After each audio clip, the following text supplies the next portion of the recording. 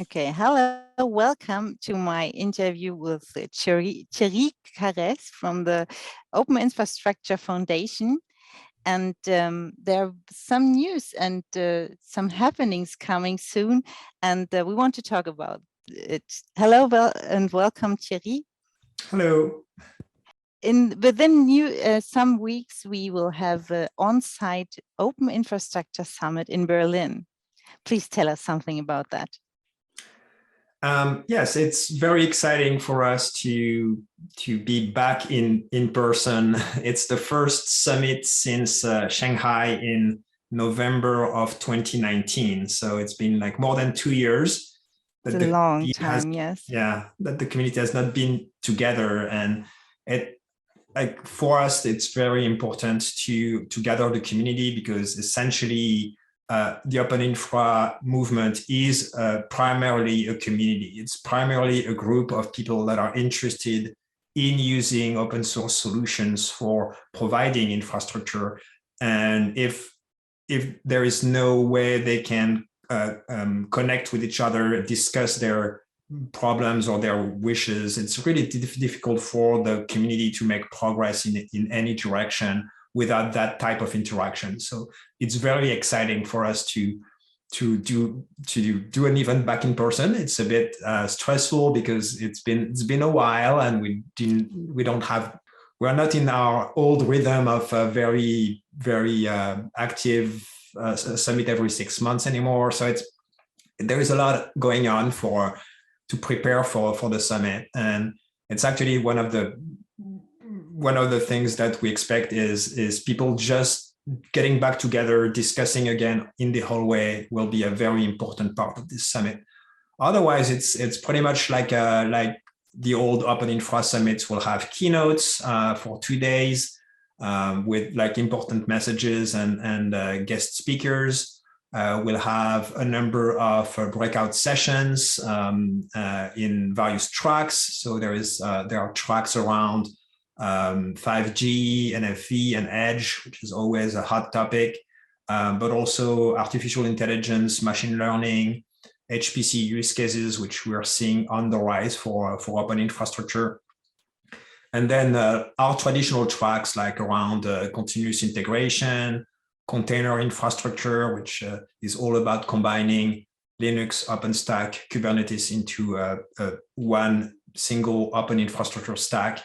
We have hardware enablement, which is a new track around making sure that the new hardware that like hardware manufacturers are coming up with are well integrated with the stack itself. We have private and hybrid cloud, public cloud, security, but also open development for people that are interested in discussing how to openly collaborate to create new innovation, and hands-on workshops and getting started tracks so that people that don't really know anything about it can jump in the bandwagon and be with us. So those are all like the tracks that we are expecting for the various presentations. And finally, there is also a segment we call the forum, which is basically community discussions around a single topic. It's a very open setting where you have like everyone that wants to discuss together a specific topic can gather in specific rooms that are organized in a way where people can talk to each other rather than watch a single presentation. And those are really integral to discussing the future of open infrastructure. So those are all the things that will happen during those 3 days. It will be a very packed, and I'm very excited to be coming to Berlin in a month. Sounds very great, and I'm pretty sure that the Open Infrastructure Foundation will add some news and special from them, because you worked very hard and very constantly during the pandemic and the remote work. But can you give a little insight of one of your news, or is it just secret till the summit? No, there's much secret. It's more like taking stock of what happened during the past 2 years where we weren't together, and I mean we've been covering it a lot during our Open Infra Live webinars, where we run a virtual show to like keep the community informed.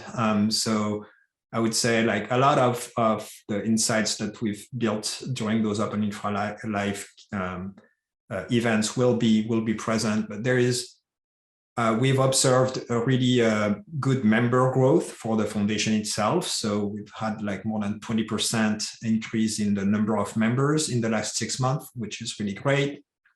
We're also seeing the user surveys that we run in 2021. We have the results now, and they show really a growth in adoption generally, in particular for OpenStack, but also for other projects like Zool or Kata containers. For OpenStack, it translates to new deployments, new users, but also an increase in size of the existing users. If there is something that happened during the pandemic, it's that people increased their reliance on remote systems, and so that actually drove new use cases or an increase in deployments for the existing setups.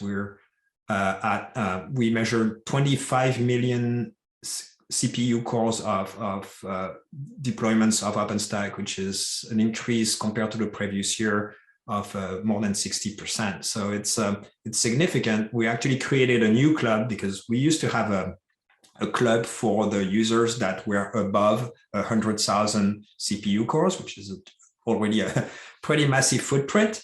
But we had like several users cross the million CPU mark per year. So we had to create a new club, which is called the Million Core Club. And so there are like people like Workday who doubled their the size of their deployment over the past year and is now above 1 million CPU cores. The largest one we have on the record is Ciena Mobile, with more than 6 million CPU cores in their deployment. So it's a massive deployment that is powering their deployment of their support for 5G in China. And all of those users clearly have a large investment in OpenStack, and they're actually increasing it. We will talk about the Yoga release, which happened last month, so OpenStack Yoga.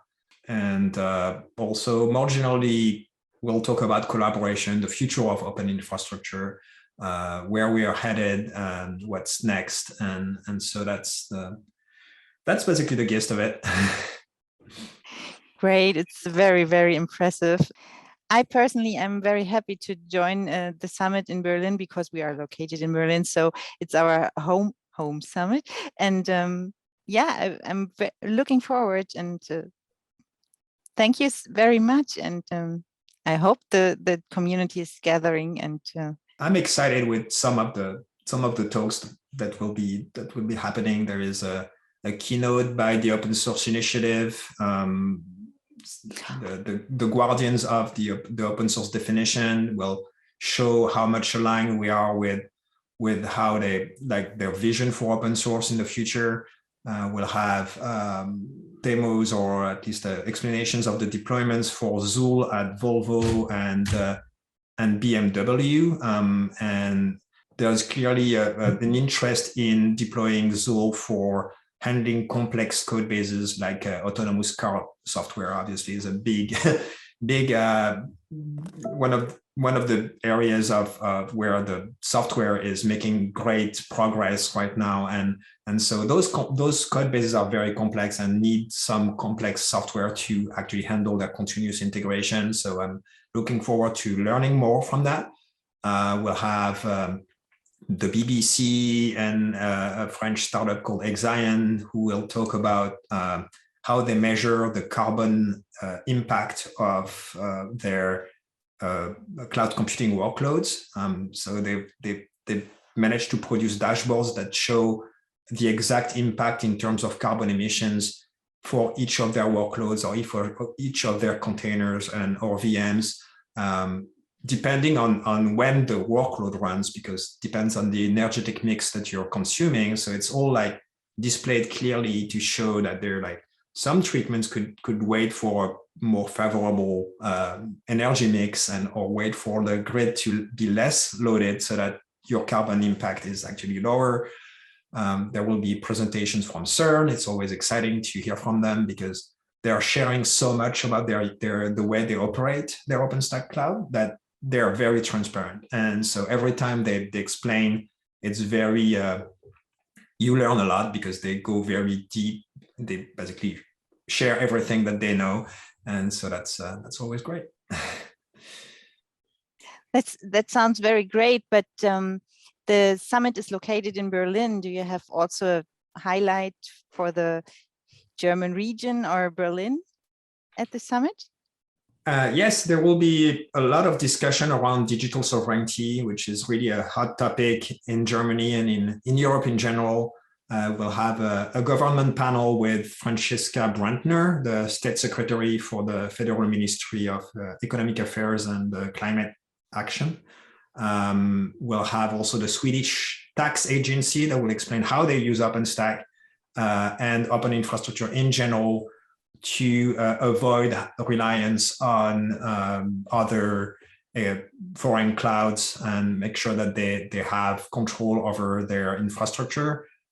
So that will really be a hot topic during the summit and of special interest for the German public and the European guests, I guess. Yes, and that correlates very well with the BBC topic.